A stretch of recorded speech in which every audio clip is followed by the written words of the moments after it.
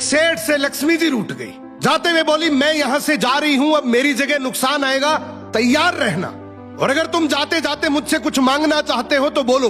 सेठ बहुत समझदार था, बड़ी विनम्रता से बोला, माता नुकसान आ रहा है तो आने दीजिए, बस मुझे आप एक वरदान दीजिए कि मेरे परिवार में हमेशा सुख शांति बनी रहे।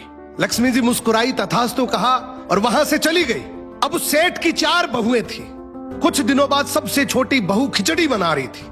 उसने खिचड़ी में नमक डाला और अपने काम में व्यस्त हो गई।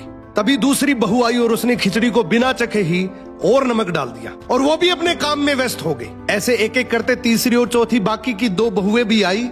उन्होंने भी खिचड़ी को बिना चखे ही उसमें नमक डाल दिया। अब रात को सबसे पहले सेठ खाना खाने बैठा। जैसे ही उसने खिचड़ी का 1 चम्मच लिया, उसे महसूस हो गया कि इसमें बहुत ज्यादा नमक है, और सेठ जी तुरंत समझ गए कि नुकसान आ चुका है। किसी से कुछ नहीं कहा, चुपचाप खिचड़ी खाई और चला गया। अब सेठ के बाद खाना खाने की बारी आई सबसे बड़े बेटे की।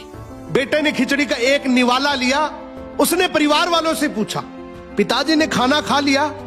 उन्होंने कुछ कहा? तो बाकी सबने जवाब दिया, हाँ पिताजी ने तो खाना खा लिया, लेकिन किसी से कुछ नहीं कहा।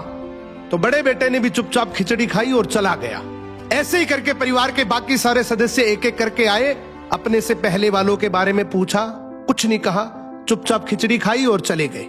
अब रात को सेठ जी सो रहे थे, सपने में नुकसान आया और हाथ जोड़कर बोला, भाई मैं यहां से जा रहा हूं, मैं यहां नहीं रह सकता।